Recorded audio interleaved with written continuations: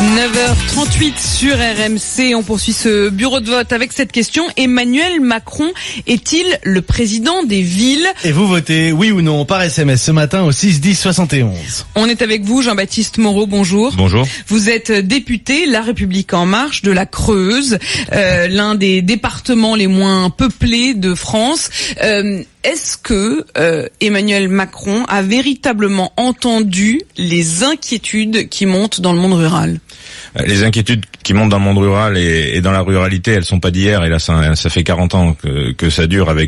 Ça a commencé avec l'exode rural au XXe siècle. Aujourd'hui, on a des vraies problématiques. Mais après, ce qu'il faut bien voir, évidemment que le président de la République en a complètement conscience. C'est pour ça qu'il y a eu dès le début un ministère de la cohésion des territoires, puisque la logique des choses, c'est qu'il faut pas opposer les territoires. Et il n'y a pas une ruralité, mais des ruralités qui ont des problématiques parfois semblables, mais parfois aussi différentes. Et donc, il faut pas opposer les territoires, mais créer une réelle solidarité entre les territoires. Mais comment vous expliquez ce sentiment qui s'est installé, notamment auprès d'un certain nombre de maires de petites villes, de villages, qui se sentent mis à l'écart. Je recevais tout à l'heure sur RMC Hervé Morin, le président des régions. Alors certes, il est de droite, il y a un petit jeu politique, mais le constat, il est fait de droite comme de gauche. Ils ont le sentiment d'être mis à l'écart. Et c'est comme vous le dites, c'est bien un sentiment, puisque il y a des mesures concrètes qui viennent contredire ce sentiment. Aujourd'hui, la dotation globale de fonctionnement des collectivités, non seulement elle n'a pas baissé à la différence des 8 dernières années, mais elle a quelque peu augmenté. Donc ça déjà, c'est une première chose. C'est ce qui permet aux collectivités, notamment aux petites communes, de fonctionner. La dotation aux territoires ruraux a elle aussi augmenté entre 2017 et 2018. Donc il y a des choses qui sont faites en destination de la ruralité. C'est pas assez parce que ça fait 40 ans qu'elles sont dans le dur et qu'elles sont dans la difficulté. Donc maintenant, il faut qu'on construise une véritable politique de solidarité entre les régions les plus favorisées et les territoires ruraux. Il est temps, mais ça fait qu'1 an qu'on est là, donc il y a un certain nombre de mesures qui ont été prises déjà. Maintenant, il faut l'amplifier. Il y a la mesure cœur de ville, il y a le plan très haut débit qui est vital pour la ruralité, parce qu'aujourd'hui, on ne développera pas la ruralité sans accès Internet et sans accès à la téléphonie mobile partout et tout le temps. Il va y avoir véritablement une réponse. On a l'impression que ça fait des années que ça traîne. Mais concrètement, sur le plan très haut débit, il y a déjà des pylônes et des appels pour des appels publics pour créer ces pylônes et que les opérateurs téléphoniques puissent mutualiser leur présence sur ces pylônes téléphoniques. Donc c'est tout de suite. Enfin, en Creuse, les premiers pylônes vont sortir d'ici la fin d'année. Donc ça va se concrétiser. On est avec Julien. Bonjour. Oui, bonjour à vous. Bonjour Julien, bienvenue sur RMC. Vous êtes en Savoie. Oui, tout à fait, dans une commune de 5500 habitants. Alors qui, à l'échelle des métropoles, ne représente pas grand-chose, mais qui est une petite ville moyenne pour l'échelle de la Savoie, un petit département de 400 000 habitants. Comment s'appelle votre ville ? Challes-les-Eaux. Challes-les-Eaux. Thermale, très sympathique. Alors justement, à Challes-les-Eaux, est-ce que vous avez le sentiment que le président est là pour vous ? Alors moi, je peux parler en tant qu'élu local, puisque je suis adjoint au maire de cette commune. Et moi, je pense pas que Macron soit le président des villes. Je pense qu'il est plutôt le président des métropoles. Alors je pense que monsieur le député va pas être d'accord avec moi. C'est pas seulement des villes, c'est carrément des métropoles. Voilà, vous mettez la barre encore plus haut, quoi.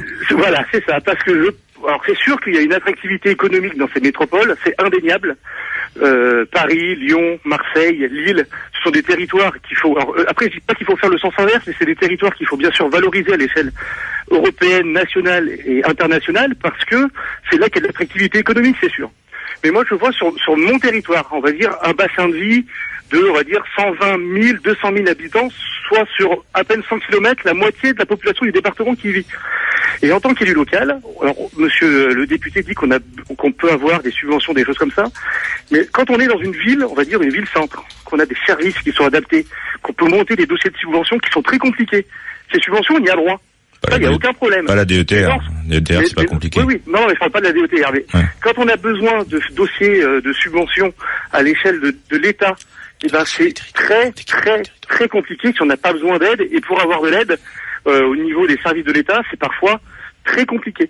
Donc, je parlais là-dessus. Ensuite, par rapport à la dotation, global de alors les dotations, parce que là je voudrais vous entendre Julien et puis je voudrais entendre aussi le député Moreau. Hier Emmanuel Macron a dit pas de carabistouille, ne racontant pas de carabistouille aux Français. Non, il n'y a pas de baisse de dotation. Vous qu'est-ce que vous observez, Julien? Alors autant sous le quinquennat François Hollande, on a été saigné à blanc pendant, on va dire, 5 ans, ça avait même commencé un petit peu avant, sous le quinquennat de Sarkozy, et je parle librement parce que je suis plutôt de tendance droite, donc là il n'y a aucun souci. Emmanuel Macron nous a fait la promesse de ne pas la baisser, la promesse a été tenue, mais il y a des soucis au niveau du FPIC, c'est le fonds de péréquation pour intercommunal, en gros c'est la solidarité. Les communes riches qui payent pour les communes et les intercommunalités qui sont, on va dire, moins favorisées. Et là où je trouve il y a une injustice, c'est que c'est pas forcément pour les communes qui sont défavorisées, parce que structurellement elles sont défavorisées, parce que c'est des communes rurales, parce que c'est des communes où il y a des difficultés économiques, mais on paye aussi pour des communes qui ont dépensé l'argent qu'elles n'avaient pas pendant des années et des années, et c'est des communes où, moi je vois communes de 5000 habitants... Vous voulez pas être la fourmi qui paye pour la cigale, quoi? En gros c'est ça, où je vois que nous, on a bien géré l'argent public, on n'a pas emprunté pendant 6 ans, où maintenant on peut faire des projets structurels pour notre territoire, je pense à une salle polyvalente, etc., que les personnes attendaient. Alors, subvention de l'État, que dalle, voilà, tout trop compliqué, c'est pas la peine. Heureusement qu'il y a la région et l'agglomération pour nous aider. Et je trouve que c'est dommage, parce que c'est un peu on n'incite pas les communes à bien gérer. Au contraire, on se dit, de toute façon, vous êtes dans la difficulté, il y en aura toujours un autre pour payer pour vous, quoi. Voilà, c'est ça. Alors que je pense que c'est déresponsabiliser parfois les communes. Je vois en Savoie, toutes les communes participent à ce fonds de péréquation. C'est-à-dire qu'il n'y a que des communes riches. Alors moi, je vois pas pourquoi, est-ce qu'une commune, je sais pas, la Chapelle Blanche, 200 habitants, en quoi elle serait riche, quoi. Vous voyez ce que je veux dire? Pour moi, c'est un non-sens. Alors, autant je suis pour la solidarité, parce qu'il y a vraiment des territoires qui souffrent.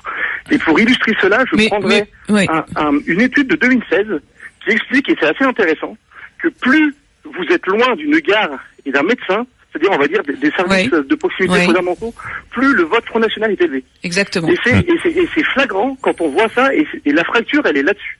C'est-à-dire que quand on est dans des métropoles, parce que moi je parle, la ville-centre, c'est Chambéry, 60 000 habitants. Et effectivement, plus on est près du centre d'une métropole, plus on a voté Emmanuel Macron. Voilà, de fait, électoralement. Et si on abandonne ces territoires, et ça va que s'accentuer, et on va se retrouver dans des situations avec un vote populiste qui sera très, très, très élevé sur des territoires qui sont populaires.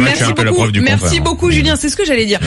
Merci Julien de Challes-les-Eaux en Savoie. Mais justement, vous êtes un peu l'exception qui confirme la règle, Jean-Baptiste Moreau, puisque vous avez été élu La République En Marche dans un département avec effectivement des habitants de fait très éloignés. Dans la plus grosse ville est Guéret, et qui a 14 000 habitants effectivement. On poursuit ce bourreau de vote dans un instant. Emmanuel Macron est-il le président des riches? Oui ou non par SMS des villes? On l'a fait hier. Ça peut être les deux d'ailleurs. On l'a fait hier. Emmanuel Macron est-il le président des villes? Pour les riches, c'était un oui massif. Vous votez maintenant oui ou non par SMS au 6 10 71. RMC Bourdin Direct, bureau de vote, Apolline de Malherbe. Vous votez, vous participez. Emmanuel Macron est-il le président des villes? Oui ou non par SMS au 6 10 71. Jean-Baptiste Moreau, vous êtes député La République En Marche de la Creuse. Malgré tout, il y a des points sur lesquels, certes, Emmanuel Macron a dit qu'il entendait les inquiétudes, mais la limitation de la vitesse à 80 km/h, par exemple, même si certains maires disent qu'ils veulent être entendus, qu'ils veulent pouvoir même éventuellement décider de certaines portions sur lesquelles pour eux le 80 km/h n'a pas de sens, ils disent nous on connaît le terrain. Eh bien, il a balayé cette question-là hier, Emmanuel Macron. Le problème, c'est qu'il est excessivement compliqué de faire un règlement sur les routes à géométrie variable aujourd'hui. Et honnêtement, le 80 km/h, évidemment que je rencontre mes concitoyens, les Creusoises et les Creusois, et qu'ils râlent. Après, si ça peut économiser ne serait-ce qu'une vie, honnêtement, le jeu en vaut la chandelle. Il faut savoir que dans 5 ans, si on fait rien, il y a l'équivalent de la ville de Guéret, 15 000 habitants, qui sera décédé sur le territoire français. Donc, vous savez, si on limite à 50, il y aura encore moins de morts. Oui, non, mais ça c'est certain. Mais il faut, mais évidemment que. Parce que vous dites que la géométrie variable, c'est difficile. Aujourd'hui, il y a déjà des portions à 90, à 70, à 80. Quand on connaît un peu la ruralité, je vais vous dire, les 4 voies sont toujours à 130, et notamment les routes de Creuse, je peux vous dire que des fois, même 80, c'est compliqué à y arriver. Des fois, vous êtes plus souvent à 70 ou 60. La moyenne sur les territoires ruraux de déplacement sur une journée, c'est 40 km, de domicile-travail, ce qui fait à peu près l'équivalent de 3 minutes par jour, de perdu entre le 80 et le 90. Donc, honnêtement, c'est pas un vrai temps perdu, pour les les personnes de la ruralité. C'est faux de dire ça. Il y a juste la sensation qu'on aura des radars au bout de la ligne droite, quoi. Oui, alors là aussi, ces radars, on sait qu'il nous a annoncé hier que l'intégralité des sommes prélevées dans le cadre de ces radars irait à l'aide aux victimes et aux hôpitaux qui traitent les victimes de la route. Donc voilà. Après, je comprends la colère et les frustrations par rapport à ça, mais c'est une expérimentation sur 2 ans. On verra dans 2 ans si ça a des effets concrets. Mais ou vous pas. Croyez vraiment que dans 2 ans, on va revenir en arrière? C'est quand même pratiquement ce qu'on fait jamais. Je ne sais pas, mais ce qui est sûr, c'est que si on continue comme ça, dans 2 ans, on aura 17 000 morts de plus. Voilà. Autre question sur les écoles. Emmanuel Macron a promis hier qu'il allait ouvrir 1000 écoles de plus, 1000 classes de plus dans les territoires ruraux. Est-ce que ça va suffire? Est-ce que ça va compenser toutes celles qui ferment? Alors, l'histoire des classes qui ferment, on entend beaucoup l'opposition, notamment de droite, se mobiliser là-dessus. Enfin, je veux dire, c'est une vaste blague. Et les classes qui ferment, c'est valable dans les départements ruraux depuis 50 ans. De toute façon, on a une chute de la population, une diminution de la population parce qu'on a du mal à avoir de l'attractivité et de l'activité économique. Donc, les populations, enfin, on a inversé, hein, notamment sur le territoire du Limousin, on a plus de personnes qui arrivent aujourd'hui que de personnes qui partent. Mais le solde naturel, on va dire, et le vieillissement de la population fait qu'on a une diminution de la population, moins de jeunes à l'école et fatalement, en ayant moins de jeunes, on a aussi des classes qui ferment. Mais ça, c'est valable depuis 50 ans. Ça, je vous retourne l'argument. Si vous avez plus de classes, vous aurez plus de jeunes qui s'installent. C'est une réalité. Quand on va déménager, quand on achète une maison, on regarde les écoles de la commune. On aura des jeunes qui s'installent si on arrive à créer de l'emploi sur nos territoires. C'est ça la base. Et c'est un critère d'installation? Le fait d'avoir une classe dans la commune. Bien sûr que ça aide, mais pour qu'il y ait une famille avec des enfants qui viennent, faut qu'ils aient du boulot. Or aujourd'hui, la problématique, c'est que toute l'activité économique, elle est concentrée sur les métropoles, et tant qu'on n'arrivera pas à créer de l'activité économique sur les territoires, on n'attirera pas de population, et tant qu'on n'attire pas de population par le biais du travail, on n'attire pas non plus d'enfants. Évidemment que si aujourd'hui on a dit qu'on fermerait pas d'école, parce qu'aujourd'hui on a un maillage sur les territoires ruraux, on va pas envoyer des enfants à 45 minutes à l'école, notamment en école primaire. Aujourd'hui, ma fille qui a 5 ans, elle va à l'école à 5 minutes de mon habitation. Mais c'est sûr que ils sont 25 dans la classe, de toutes les classes maternelles jusqu'au CP. Oui, c'est certain. Mais d'un autre côté, c'est pas uniquement les services publics qui attirent la population, mais c'est bien l'activité économique qui attire les jeunes et les familles, notamment. On est avec Serge. Bonjour Serge.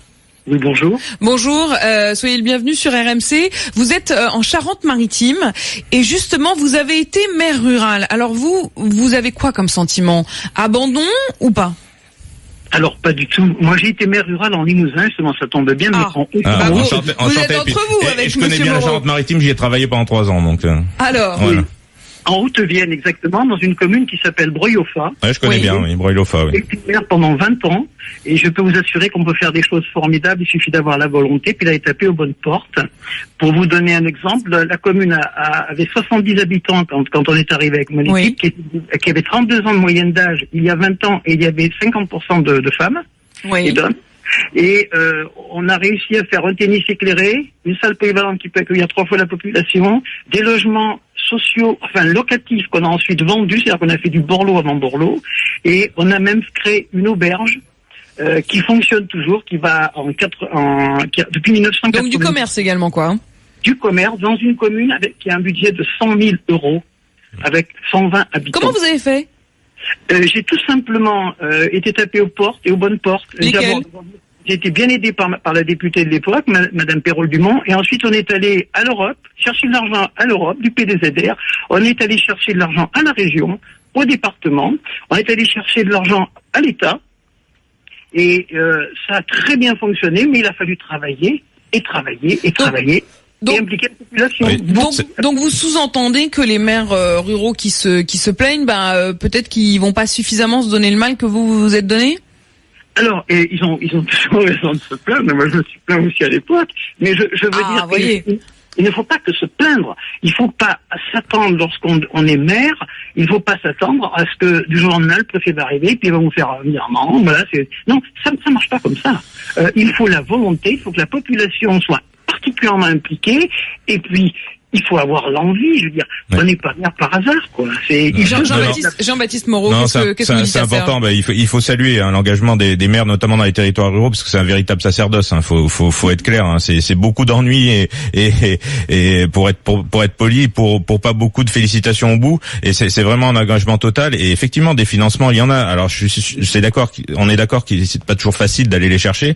Des financements, il y en a, il y en aura, et il faut vraiment c'est là-dessus qu'il faut qu'on travaille. Je pense d'ailleurs sur faciliter comment on crée de l'ingénierie pour aider les maires, ces maires de 120, 130 habitants. C'est moi ma commune, il y a 120 habitants aussi, à aller chercher des financements. Et au-delà de ça, il faut qu'il y ait une mutualisation des moyens, qu'il y ait des regroupements, mais qui doivent se décider pas de Paris, qui doivent se décider de la base, parce que c'est à la base qu'on est intelligent. C'est là où on connaît les besoins et les envies du territoire. Et c'est peut-être la clé finalement, laisser décider aussi ceux qui connaissent le terrain. Merci beaucoup Serge d'avoir été avec nous. Merci Jean-Baptiste Moreau, député La République En Marche de la Creuse. Emmanuel Macron est-il le président des villes? Réponse finale, oui à 66%. 9h56 sur RMC, c'est la fin de ce bureau de vote. Vous avez rendez-vous avec Jean-Jacques Bourdin non seulement lundi, mais surtout dimanche soir, bien sûr. Dimanche soir, rendez-vous exceptionnel. Jean-Jacques Bourdin qui interviewera le président Emmanuel Macron aux côtés d'Edoui Plenel. Ce sera sur RMC, sur BFM TV et sur Mediapart. Rendez-vous à 8h35 dimanche soir.